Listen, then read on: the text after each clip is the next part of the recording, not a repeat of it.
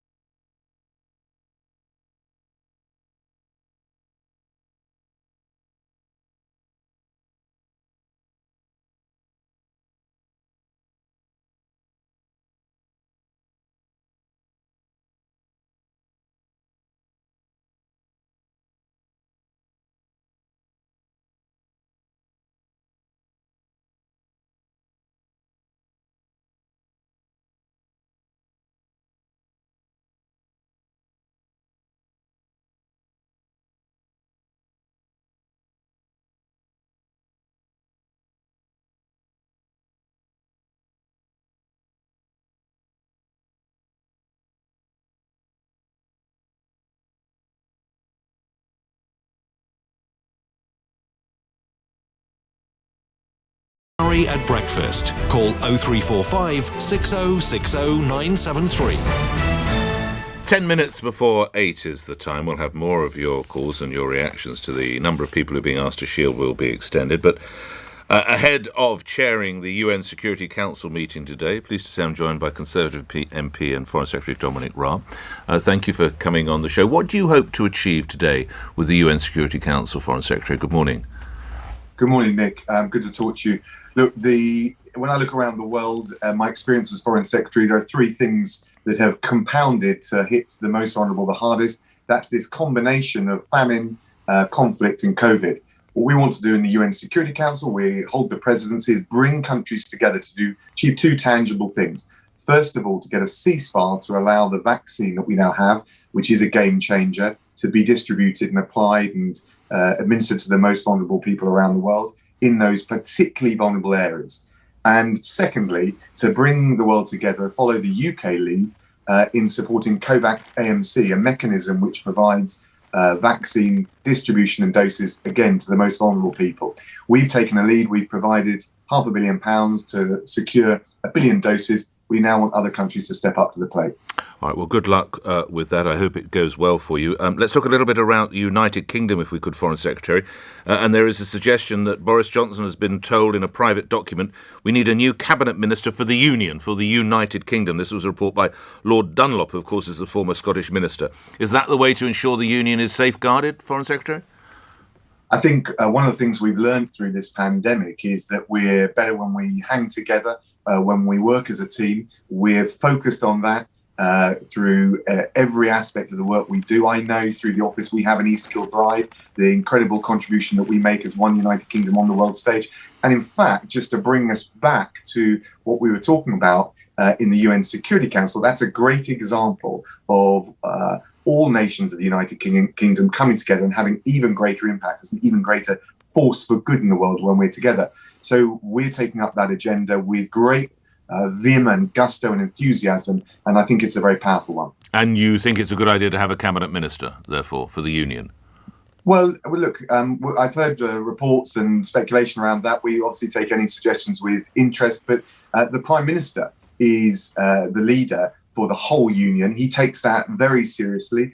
Michael Gove, the Chancellor of the Duchy of Lancaster, and all of our other cabinet members dealing with Scottish issues, Welsh issues, Northern Ireland issues, are absolutely one team.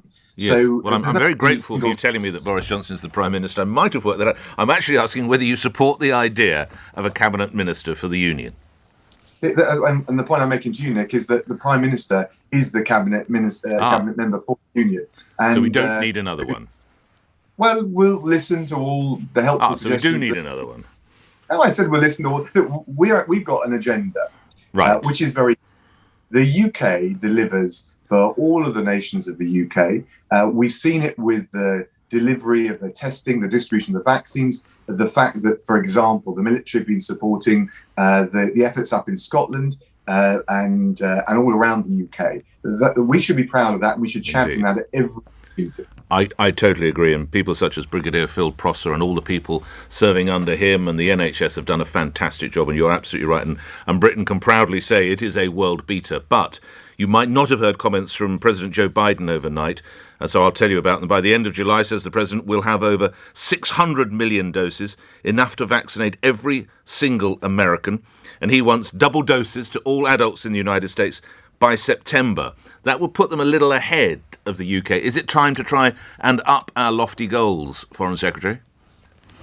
Well, look, we're working very closely with the US administration. I spoke to Tony Blinken, my opposite number, yesterday, and we wish them well with their vaccine rollout. The fact of the matter is the UK is leading the pack around the world. We don't regard this as vaccine nationalism at all. We just take very seriously the responsibility we've got to secure and safeguard everyone in this country. And we've made great progress, as you know, with the 15 million. Yeah, phenomenal. And the next stage that we're focused on is by the end of April, making sure that a further 17 million people have got had their first dose. That will remove 99% of those most at risk of dying of this appalling virus from that at-risk list, if you like. So that's where our focus is. He's also talked about making teachers a priority in the cohorts because of their importance for the future generations. Are you in accord with that? Do you concur with the President's view?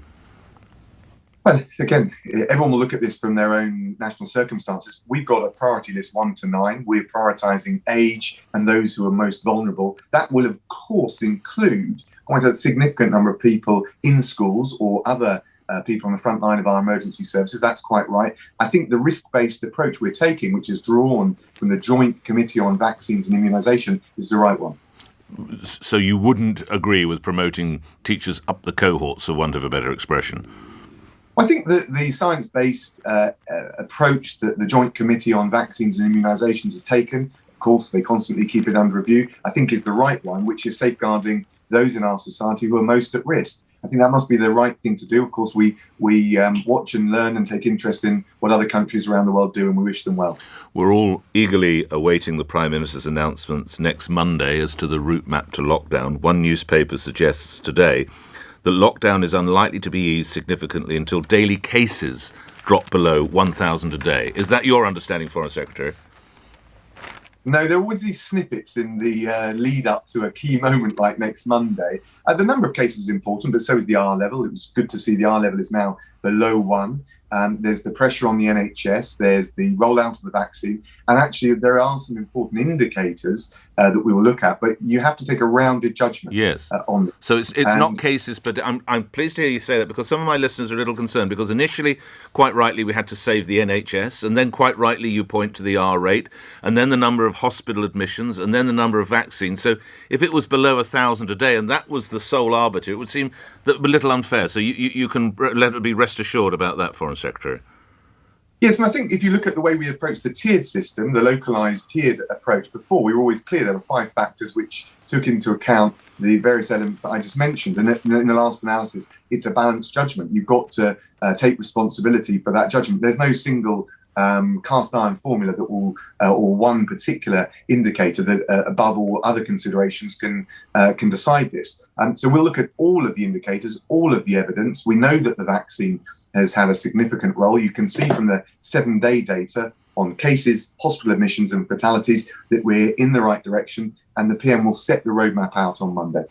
Where are you on jabs for jobs? That is to say, the possibility that employers might decree that employees must have their jab if they're going to get their job. Foreign Secretary. Yes. Well, look, first of all, given the rollout and the success, we encourage everyone to get the vaccine done. And I think if people are nervous about it, they should take advice. But we can give the reassurance, give them the confidence. Not only is it the safe thing to do, it's the responsible thing to do for them, for their families, for their communities, and also for their work colleagues.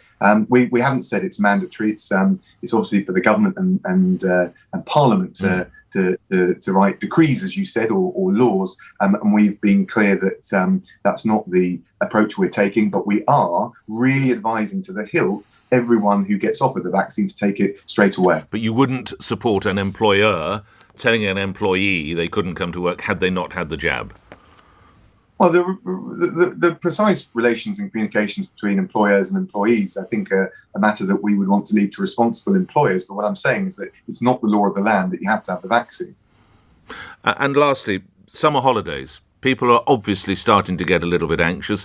I point again to the Prime Minister's announcement, what we might expect to hear on Monday. Are we likely to be able to have staycations in the United Kingdom? Do you think late summer we might be able to... You're smiling. Late summer you might be able to... Have you booked your holiday, Mr. Raab? I haven't for the summer, but I've cancelled enough already. You and me both. So I think the one thing we've all learned, Nick, isn't it, that there's uncertainty. It's fluid. It's definitely fluid. Fluid. I don't want to say anything which suggests that we're going to have more certainty than we can give. But the PM will set out the roadmap on the 22nd. I think that will give people a clear indication. But look, we appreciate right now lots of people want to book that time away with their loved ones, with their families. I think it's difficult to do it right now because of the lack of certainty. We'll get a clearer sense of direction when the PM stands up and gives it on Monday. Lastly, 4 travellers coming into Birmingham Airport sought to mislead the authorities about where they were coming from. Each have now been given £10,000 fines. The legislation was laid out. It wasn't a surprise. It does seem rather hefty, even some would argue disproportionate. £10,000 fine, Foreign Secretary? Well, look, on one hand, I've had interviews this morning, people questioning whether we're too weak and some people saying we're too tough. I think that we've got a balanced approach. But look, it's a very serious thing. Misleading the authorities on the passenger locator form, and with all of the risk that people either knowingly or unwittingly, and I don't know about the facts of this case, bring in a virus with all the risk to life and limb of so many people. So we do have to take a robust approach. Good luck with the UN. Thanks for coming on the show today. Conservative MP and Foreign Secretary Dominic Raab appearing here on LBC, where the time is 8 o'clock. And Thomas Watts has the news. On your radio, on Global Player, and... Play LBC. Leading Britain's conversation. This is LBC. From Global's newsroom at 8 o'clock. The chair of the UK Vaccine Task Force has suggested all adults could receive both doses of a coronavirus jab by August. Ministers have set a target of the autumn to reach the whole adult population. Around 15 million people have had a first injection so far. Dr. Clive Dix, who runs the body which sources vaccines, says he's confident in the strategy. The rate we're doing it at the moment is getting us to the right place, and I don't think we should push it too hard. We should push it as hard as we can. If we say to the manufacturers, double your output to us next week, they might push their system and it might break. So we've got to do it sensibly. Research suggests waiting lists for hospital treatment could double by April to around 10 million people in England. A study by the Reform think tank says there's a mounting backlog of treatment referrals because of the strain of the pandemic. Separately, health leaders are warning the NHS is likely to be at full stretch for another 6 weeks. Chris Hobson, chair of the body which represents trusts in England, says it's much too early to ease lockdown restrictions.